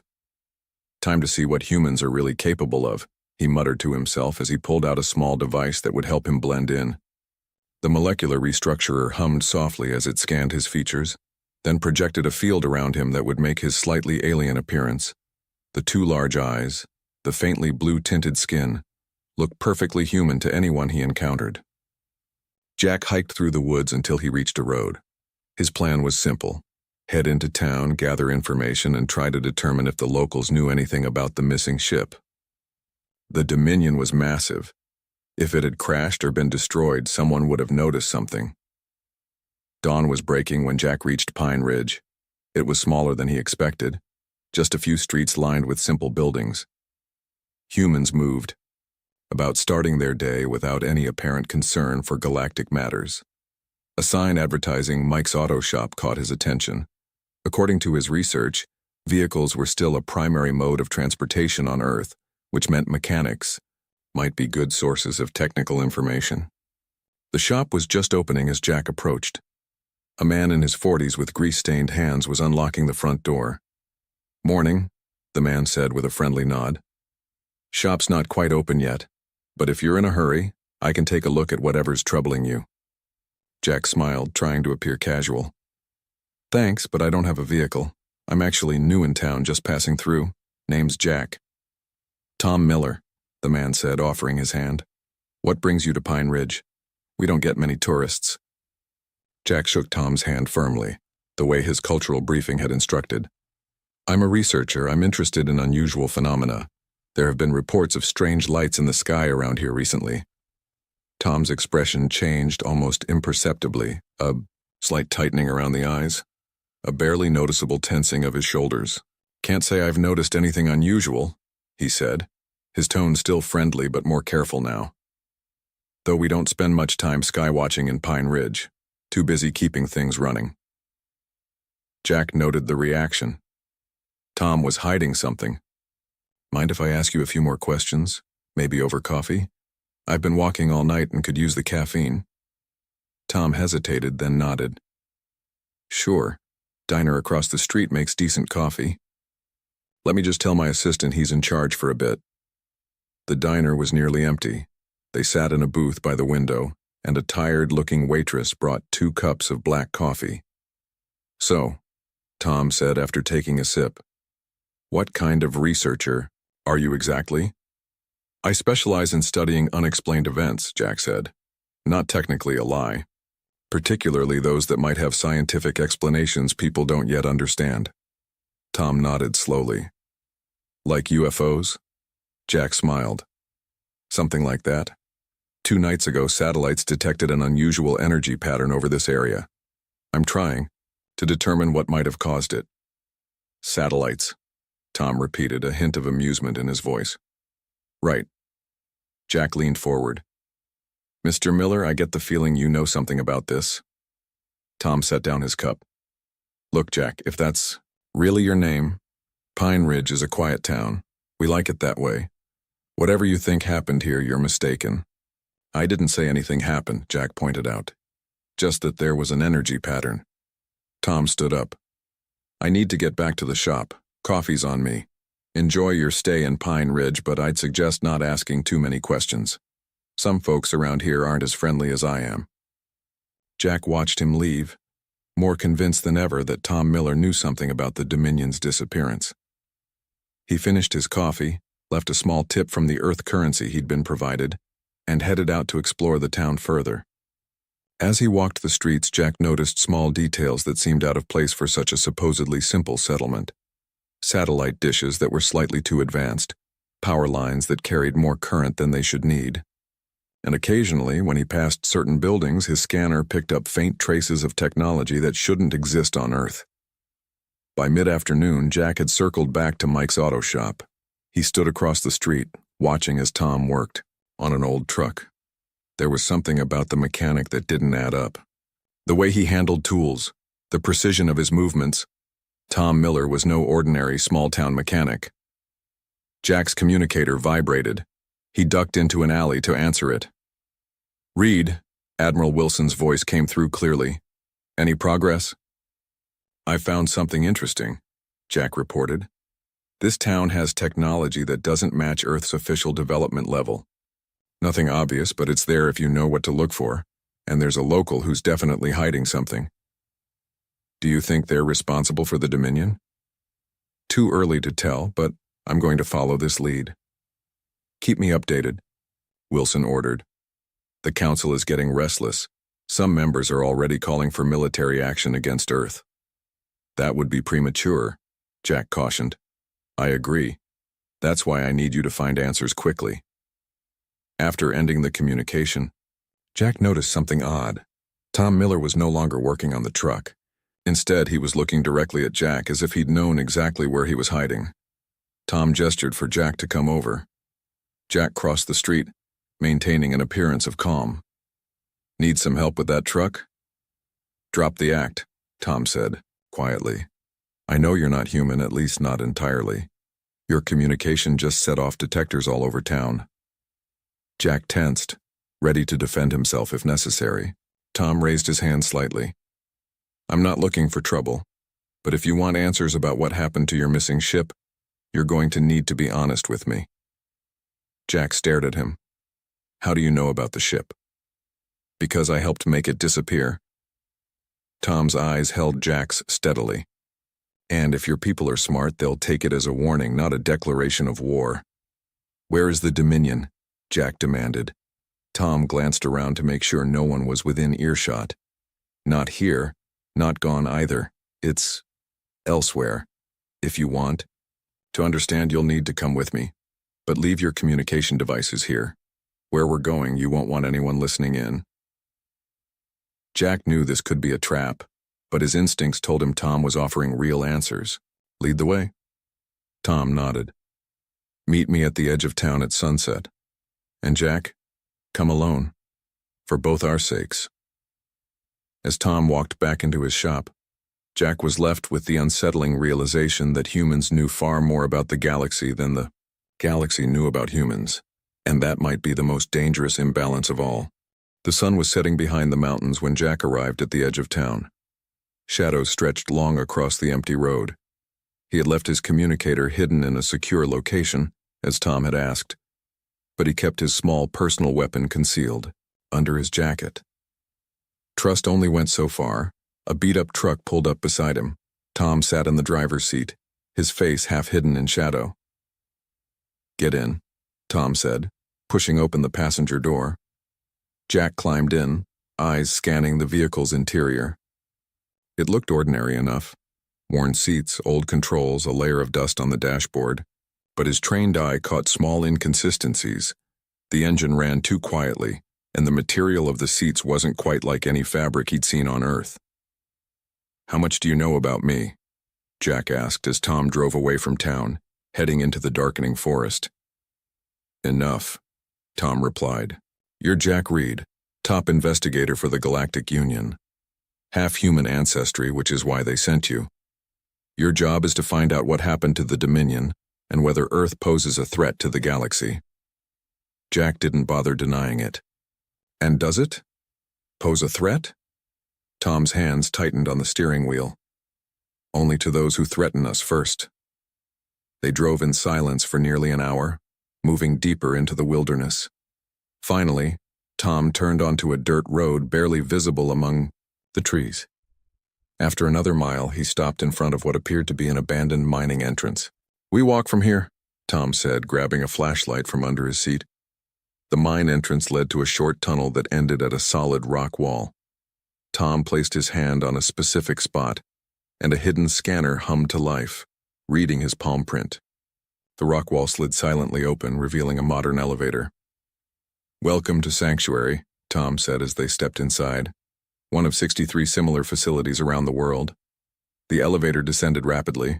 Jack estimated they went down at least half a mile before the doors opened onto a vast underground complex. People moved purposefully through wide corridors lined with advanced technology that would have impressed even the most developed worlds in the Union. This is impossible, Jack muttered. Earth's technological level is supposed to be at least a century behind this. Tom led him through the facility. That's what we wanted you to think. For the past 70 years, we've been carefully managing what the rest of the galaxy knows about us. They entered a large control room filled with holographic displays. One screen showed a three-dimensional model of the Dominion, rotating slowly. Impressive ship, Tom remarked. Planet-killer weapons, stealth technology, quantum shields. Your people really weren't taking any chances with us. The Dominion was on a surveillance mission. Jack said defensively. Tom gave him a look of pure disbelief. A surveillance mission with your most powerful warship? We've been monitoring galactic communications for decades, Jack. We know the Dominion was here to assess whether Earth should be neutralized before we became a potential threat. Jack wanted to argue but couldn't. He hadn't been briefed on the Dominion's full mission parameters, but Tom's words rang true. How did humans advance so quickly? He asked instead. The historical records show your people only achieved basic spaceflight less than a century ago. Tom gestured for Jack to follow him into a smaller room. At its center stood a display case containing what looked like fragments of twisted metal with strange markings. In 1947, something crashed in a place called Roswell, Tom explained. Not the first alien vessel to reach Earth, but the first one. We managed to recover mostly intact. It wasn't from your Union, it was from somewhere much farther away. The technology inside was beyond anything we could comprehend at the time, but we learned. We adapted. We kept it secret. Jack examined the fragments. You reverse-engineered alien technology. We did more than that, Tom said. We improved it.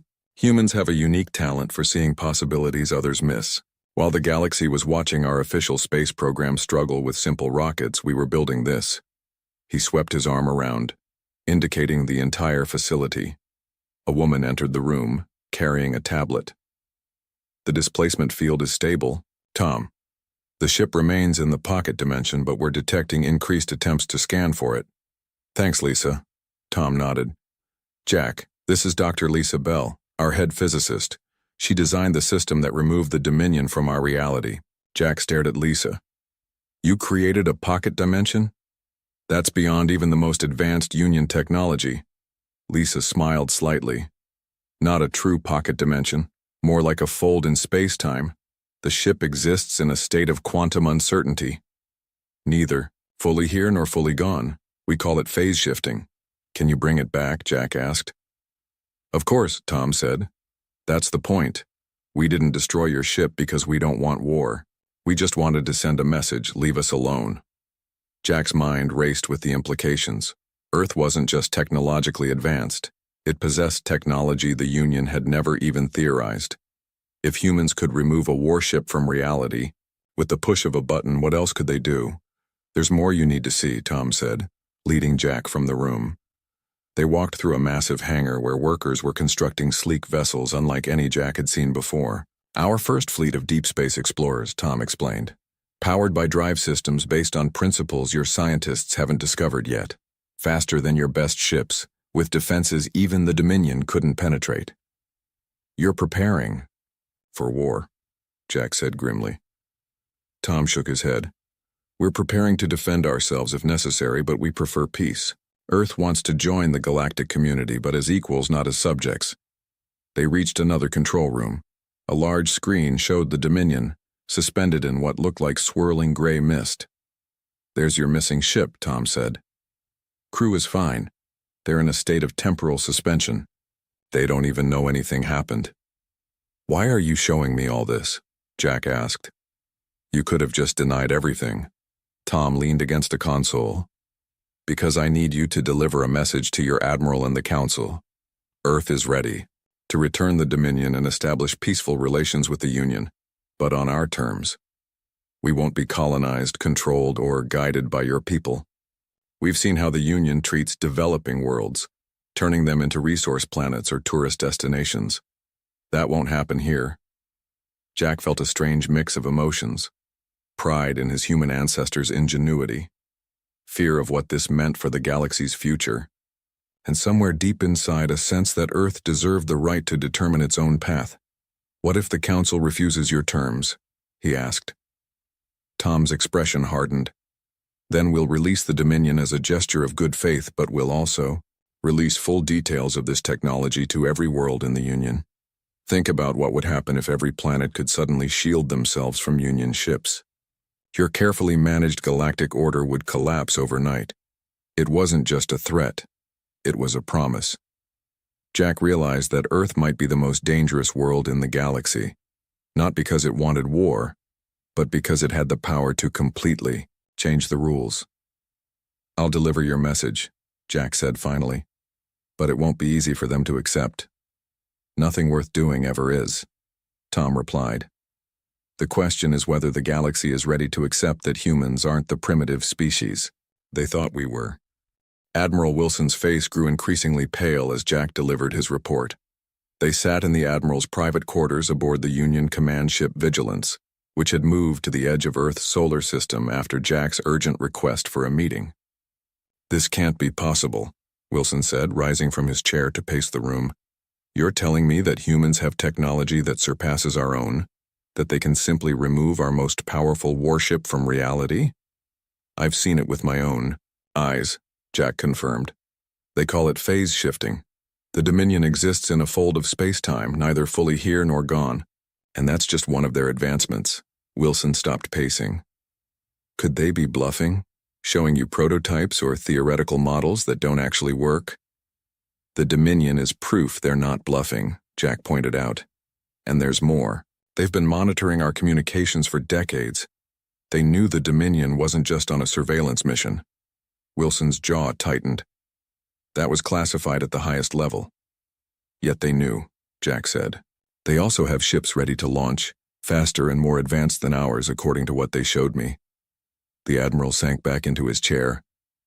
How did we miss this?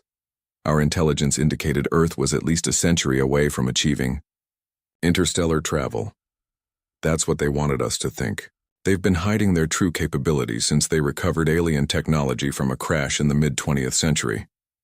And now they want to join the Union, Wilson said, shaking his head. As equals. As equals, Jack confirmed. With full, voting rights in the Council and protected status for Earth. They won't accept being classified as a developing world or having Union oversight of their technology. Wilson's expression darkened. The Council will never agree to those terms. No, World enters the Union as a full member. There's a process, evaluation periods, technology sharing, cultural integration. It takes decades. Earth isn't asking, Jack said quietly. They're demanding. If the Union refuses, they'll release the Dominion as a show of good faith, but they'll also share their phase-shifting technology with every world in the Union. That would be chaos, Wilson whispered. If every planet could shield themselves from Union ships, our authority would collapse overnight. Exactly, Jack nodded. This isn't just about Earth. It's about the entire structure of galactic power. The Tau. Admiral stared at the star map on his wall, lost in thought.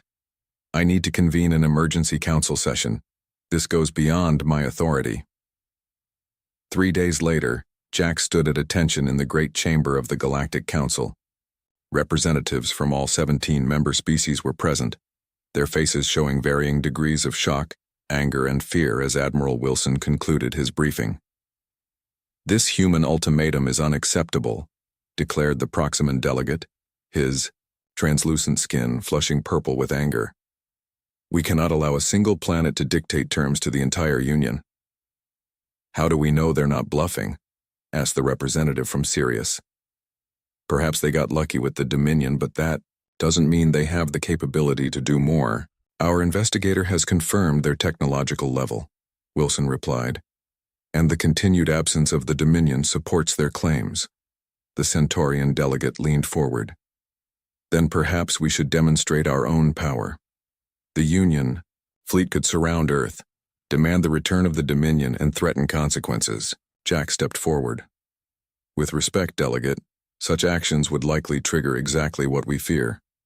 Earth has made it clear they would rather share their technology with every world than submit to threats. Then we neutralize them before they can act, the Proximan said coldly.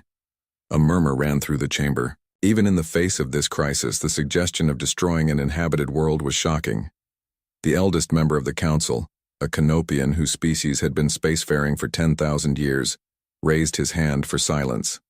I have seen many worlds rise to join our community, he said, his voice carrying surprising strength for his ancient frame. Never have we faced one that held such leverage before even making contact. Perhaps that is our failure, not theirs. He turned to Jack. Investigator Reed, you have human ancestry. What is your assessment of Earth's true intentions? Jack considered, his words carefully. I believe they genuinely want peace. They could have destroyed the Dominion, but they chose to preserve it and its crew. They're not seeking war. They're seeking respect.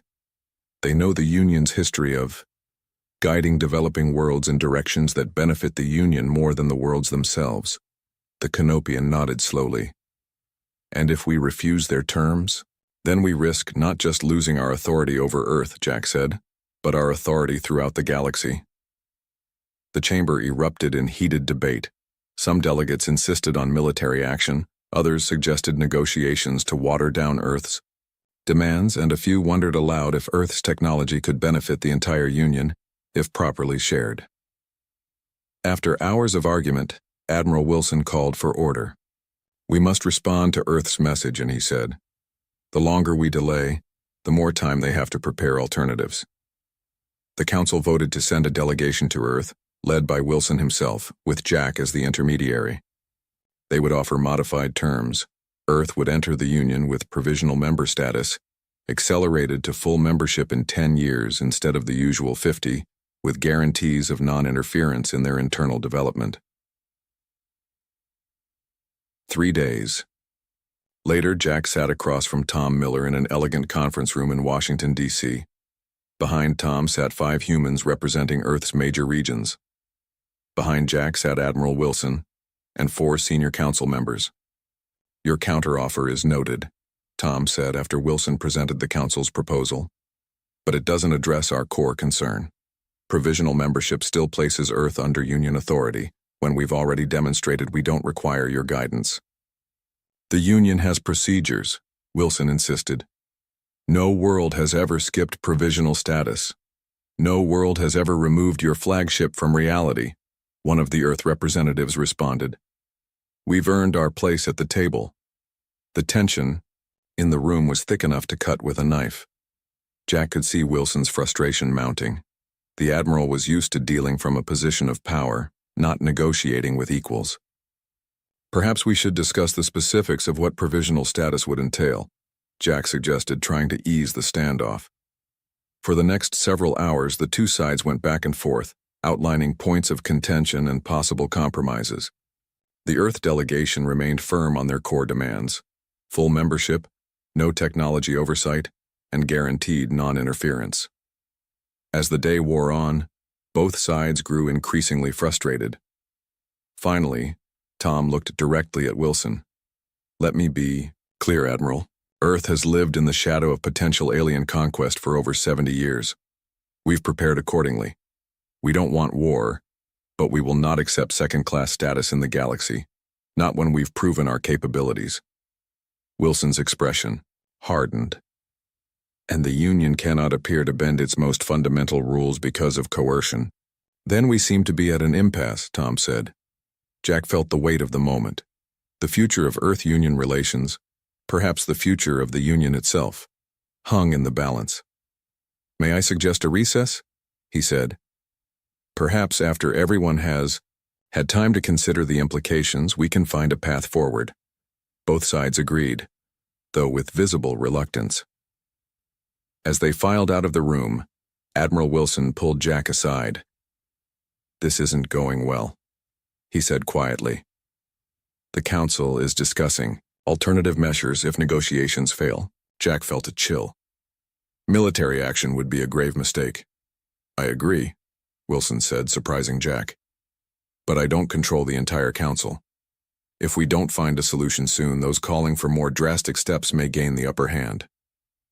Jack watched the Earth delegation conferring in a corner, their expressions serious. He knew both sides were weighing their options, and that the peace of the galaxy hung in the balance. The morning sun streamed through the windows of the conference room as negotiations resumed. The atmosphere was tense, with both Earth and Union delegates looking tired after a night of separate strategy sessions. Jack had spent the night shuttling between the two groups, trying to find common ground. He now stood at the center of the room, addressing everyone present. Before we continue where we left off, he said, I'd like to propose a different approach. All eyes turned to him.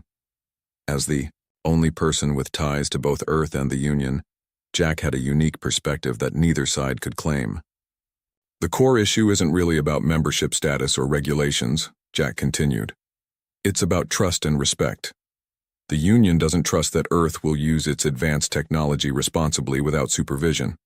Earth doesn't trust that the Union will respect its sovereignty. Admiral Wilson frowned.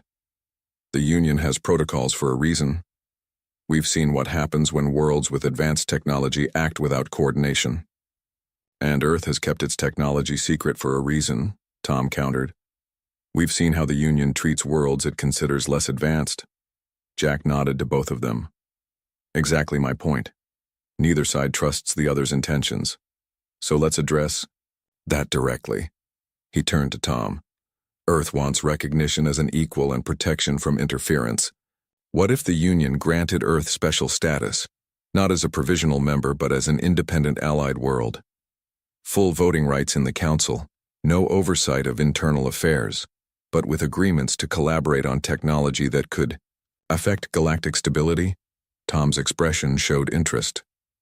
Go on, Jack turned to Wilson. The Union's greatest concern is that Earth's technology could destabilize the galactic order if widely shared. What if Earth agreed to certain limitations on technology distribution, not because the Union demands it, but as part of mutual security agreements that all members follow? Wilson exchanged glances with the other Union delegates. It would be unprecedented. So is Earth's situation, Jack pointed out. Sometimes new problems require new solutions. For the next several hours, the two sides explored Jack's proposal. The independent allied world status would give Earth the recognition and protection it wanted, while addressing the Union's concerns about stability. Earth would maintain control of its phase-shifting technology, but agree to use it defensively, only. The Union would acknowledge Earth's right to develop its own path, while Earth would respect certain galactic standards on potentially destructive technologies. By mid-afternoon, the outlines of an agreement began to take shape. Admiral Wilson conferred with the Council via secure channel, while the Earth delegation discussed terms among themselves. There's one more issue we need to address, Tom said after these consultations. The Dominion. Wilson nodded. Yes, the Union requires its return as part of any agreement. We're prepared to release it, Tom replied, but under certain conditions. First, we want guarantees that no Union warships will enter Earth's solar system without prior notification and permission, except in case of genuine emergencies. Reasonable, Wilson agreed after a moment's consideration. Second, Tom continued, we want access to certain Union databases, scientific knowledge, star charts, cultural records, not military information, but the knowledge that any full member would have. Wilson frowned. That's typically granted gradually during the provisional period. Which Earth is skipping, Tom said firmly. Knowledge sharing should go both ways. After some negotiation, Wilson agreed to limited database access that would expand over 5 years, rather than the typical 50. There's one final matter, Jack said, looking at both sides. The crew of the Dominion has been in temporal suspension for weeks now. When they're released, they'll have no idea what happened or why. How do we explain this to them and to the rest of the galaxy? This sparked a new round of discussion. Eventually, they decided on a carefully worded announcement. The Dominion had encountered an unknown spatial anomaly while surveying Earth. Through joint efforts by Union and Earth scientists, the ship had been recovered. This explanation would save face for the Union while establishing Earth's technical capabilities without revealing the full extent of their technology. 2 days later, Jack stood with Tom and Admiral Wilson on a hilltop overlooking a vast empty field. Below them, scientists from both Earth and the Union made final preparations. Are you sure this will work? Wilson asked, eyeing the complex array of equipment the humans had set up. We've done extensive testing, Tom assured him. The phase shift will reverse exactly as planned. Jack felt a strange mix of emotions. The negotiations had succeeded beyond his expectations. Earth would enter the galactic community on its own terms, neither conquering nor conquered. The Union would gain a powerful new ally rather than a dangerous rival. It wasn't the solution either side had originally wanted, but perhaps it was better than both. Initiating phase reversal in 30 seconds, announced Dr. Lisa Bell over the communication system. The equipment below hummed to life. Energy readings spiked on the monitors. The air above the field seemed to shimmer and distort. "Something's happening," Wilson said, tension evident in his voice. The distortion grew more pronounced. Then, with a flash of light and a thunderous sound that shook the ground beneath their feet, the massive form of the Dominion appeared in the sky. For a moment it hung there, a dark silhouette against the blue. Then gently, it lowered to the ground as Earth's gravity took hold. "Remarkable," Wilson breathed. "Phase shift successfully reversed," Lisa reported. "The ship's systems are coming back online. Crew life signs are normal." Tom turned to Wilson. "Your ship is returned, Admiral, as promised. The crew will wake with no memory of what happened." "As far as they're concerned, only a few seconds have passed," Wilson nodded. "Thank you. I'll board immediately to help explain the situation to Commander Dex." As Wilson walked toward the newly returned ship, Tom turned to Jack. "What will you do now?" he asked. "Return to the Union or stay on Earth?" Jack looked out at the field where humans and Union representatives were already beginning to work together, studying the effects of the phase shift and establishing communications with the Dominion. "I think I'm needed here," he said. "Someone has to help bridge these two worlds. My human ancestors gave me a connection to Earth. My life in the Union gives me understanding of the galaxy. Perhaps this is what I was meant to do." Tom smiled. Earth could use someone who understands both sides. As they watched, the Dominion's main hatch opened. Commander Dex emerged, looking confused but unharmed, with Admiral Wilson at his side. Earth's most advanced ships remained hidden in their underground hangars, a precaution that both Tom and Jack had agreed was wise.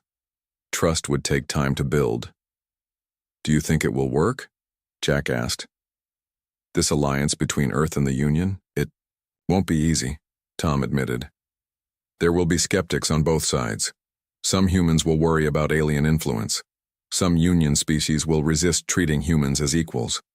But I believe it's possible." Jack nodded. "The beginning of a new chapter in galactic history, and perhaps a better one," Tom added. "One where advancement isn't measured by who has the biggest warship, but by who can find new solutions to old problems."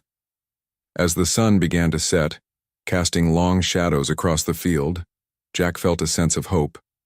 The dangerous ship that had vanished on Earth had returned, but the true significance was what had happened in between. A world that had been deemed primitive had proven its worth. A galactic power that had never been challenged had learned to compromise. And somewhere in the vast cosmos, other worlds were watching, wondering what this new balance of power might mean for their own futures in a galaxy where the rules had suddenly changed.